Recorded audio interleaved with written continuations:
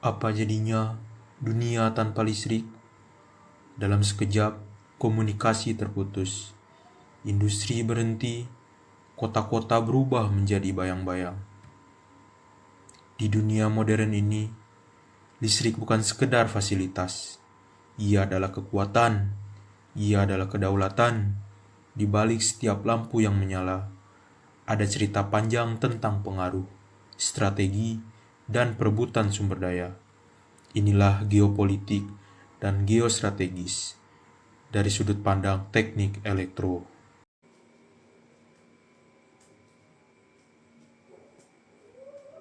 Geopolitik berbicara tentang bagaimana geografi, sumber daya, dan medan membentuk kekuasaan. Sementara geostrategi adalah seni menggunakan faktor-faktor itu untuk menguasai dunia. Di tengah arus globalisasi, energi menjadi senjata baru bagi negara-negara besar. Menguasai energi berarti mengendalikan masa depan.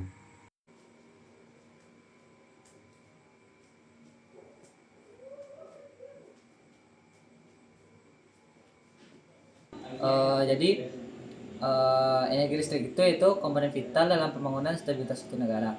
Nah, negara yang memiliki kemandirian dalam penyediaan energi listrik, contohnya itu sumber daya itu dari sumber daya energi air, angin, matahari, batu bara ataupun nuklir, itu akan memiliki posisi tawar yang lebih tinggi dalam geopolitik global. Nah, ketergantungan terhadap impor energi bisa menjadi celah kelemahan yang bisa dimanfaatkan negara lain untuk menekan secara politik maupun ekonomi. Nah, sebaliknya, negara yang mampu menjadi eksportir energi memiliki pengaruh besar dalam membentuk aliansi strategis dan berpengaruh terhadap kebijakan luar negeri. Nah, contohnya saja kita lihat pada negara Rusia. Nah, Rusia itu kan mengekspor gas ke Eropa sebagai alat diplomasi dan tekanan. Nah, begitu juga dengan negara-negara di Timur Tengah seperti Arab Saudi yang mana memiliki cadangan minyak yang besar sehingga memiliki kekuatan politik yang besar juga. Teknik elektro menjadi pemain utama dalam panggung geopolitik ini. Para insinyur listrik bukan hanya membangun pembangkit, mereka membangun kemandirian. Dari sistem pembangkitan hingga distribusi, dari monitoring hingga pengamanan, teknik elektro menjaga nadi bangsa tetap berdetak. Tanpa teknologi listrik, sumber energi akan tetap terkubur. Tanpa listrik, inovasi akan berhenti.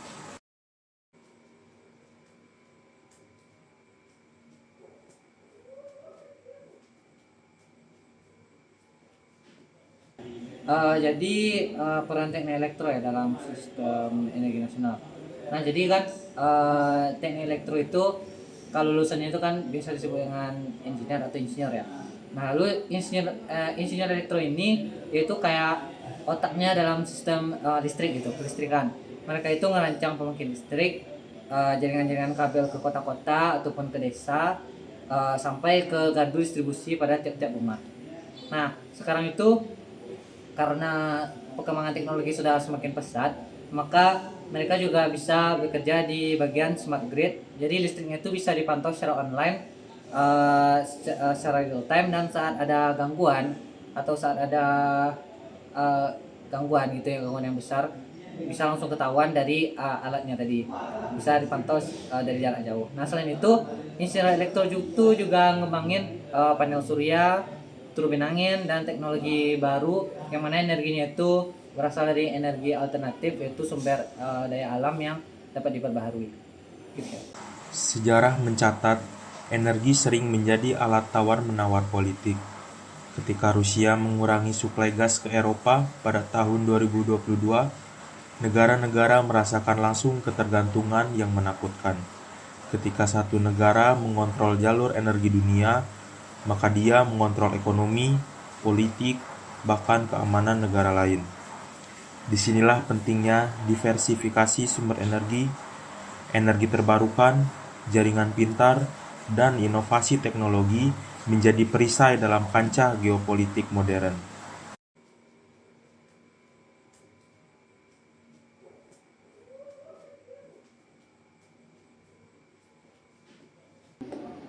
Jadi seberapa besar ancaman serangan cyber terhadap infrastruktur listrik ya? Jadi ancaman serangan cyber itu bisa terbilang sangat serius dan terus meningkat dari tahun ke tahunnya. Yaitu baru-baru ini Checkpoint Research mencatat ada sekitar 1.162 insiden serangan cyber ke perusahaan utilitas, yang mana termasuk itu listrik. Nah, sepanjang tahun 2024 kemarin naik sekitar 70% dibandingkan tahun sebelumnya, itu tahun 2023. Nah, sedangkan laporan dari FBI di Amerika Serikat menunjukkan bahwa keluhan soal ransomware terhadap infrastruktur penting, yang mana yang mana ini mencapai kerugiannya sebesar 16,6 miliar US dollar. Nah, lalu contoh nyata dari serangan cyber ini apa? Nah, contoh nyatanya itu hack jaringan di Ukraina. Nah, pada Desember tahun 2015 kemarin, grup Sandworm berhasil menyerang SCADA di 3 perusahaan listrik regional Ukraina, yang mana ini memutus aliran listrik sekitar 230.000 pelanggan selama kurang lebih 6 jam. Nah, ini itu serangan cyber pertama yang terbukti dapat mematikan aliran listrik secara fisik, dan sampai sekarang jadi pelajaran penting soal kerentanan jaringan grid dalam waktu yang lama. Nah, lalu apa dampak dan kerawanan berkelanjutan dari serangan cyber ini? Nah, jadi senjata utamanya itu pelaku kunci data operasional dan mengancam dapat mematikan listrik kecuali tebusan dibayar. Nah, biasa tebusan ini tentunya sangat-sangat besar, bisa dibilang MM-an atau triliun-triliunan gitu, yang mana itu akan merugikan negara. Nah, lalu bisa juga melalui akun VPN atau integrasi energi baru.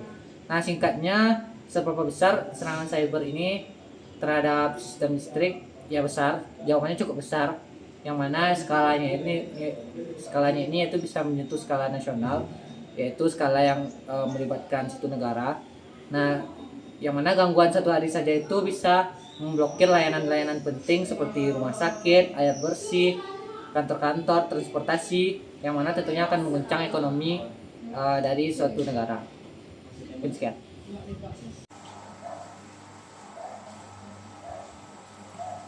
Saat ini, insinyur elektro di seluruh dunia berlomba. Mereka mengembangkan sumber daya baru seperti matahari, angin, panas bumi, dan gelombang air laut. Dengan teknologi smart grid dan Internet of Things, dunia melangkah ke era baru, energi yang terdesentralisasi, aman, dan berkelanjutan. Setiap rumah bisa menjadi pembangkit listrik kecil. Setiap sensor bisa menjadi pelindung jaringan listrik dari serangan. Bayangkan jika aliran listrik tiba-tiba padam, bukan karena badai, bukan karena kerusakan fisik, tapi karena serangan cyber yang menargetkan sistem kendali pembangkit listrik. Di balik infrastruktur energi modern, terdapat sistem otomasi seperti SCADA yang saling terhubung melalui jaringan digital. Jika jaringan ini diretas, konsekuensinya bisa sangat luas, mulai dari matinya listrik, lumpuhnya layanan publik, hingga kekacauan nasional. Kejadian nyata seperti serangan cyber di Ukraina tahun 2015 menjadi peringatan bagi dunia. Energi bukan hanya soal suplai dan permintaan, tapi juga soal keamanan digital.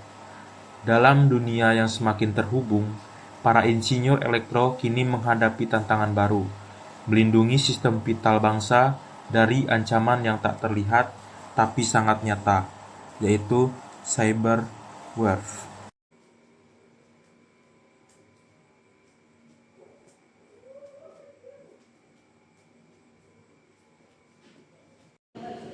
Jadi ancaman serangan cyber itu sendiri menurut saya itu resikonya cukup besar karena adanya digitalisasi jaringan.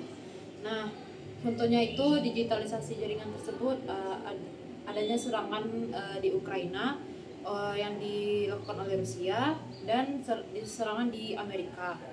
Nah, dengan adanya contoh-contoh tersebut, Indonesia perlu meningkatkan keamanan cyber, sistem keamanan cybernya itu sendiri, lalu meningkatkan SDM dan menjalin kolaborasi dengan negara-negara luar agar tidak terjadinya pemadaman massal. Di tengah krisis global dan ketergantungan energi lintas negara, muncul pertanyaan penting. Bagaimana sebuah bangsa bisa berdaulat dalam energi? Jawabannya ada pada teknologi.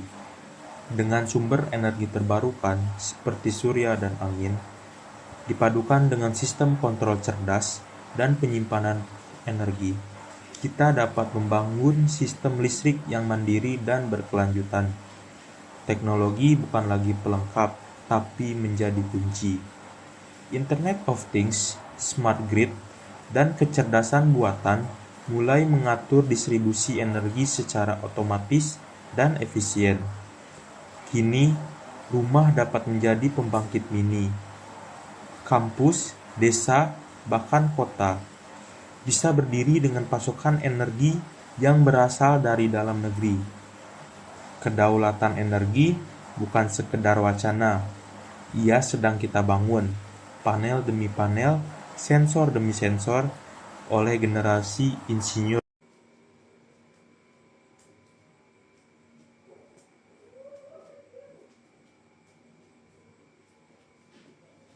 Nah, Indonesia itu sendiri sebenarnya memiliki kekayaan alam yang melimpah seperti kekayaan nikel, kekayaan batu bara, kekayaan energi terbarukan seperti air, angin, dan panas bumi. Nah, dengan semua kekayaan sumber daya alam tadi itu bisa kita bangkitkan energi yang mana energi tersebut bisa kita investasikan dengan negara-negara besar seperti Amerika, China, dan Eropa. Nah, namun dengan investasi dengan negara luar inilah yang membuat bisa memicu persaingan dalam pasar global.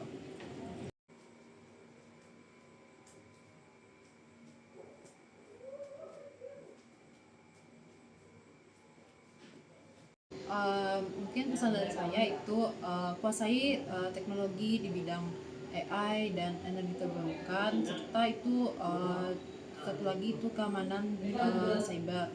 Nah, yang kedua itu kolaborasi dengan lintas disiplin. Yang ketiga itu kita bisa fokus dalam inovasi kreatif.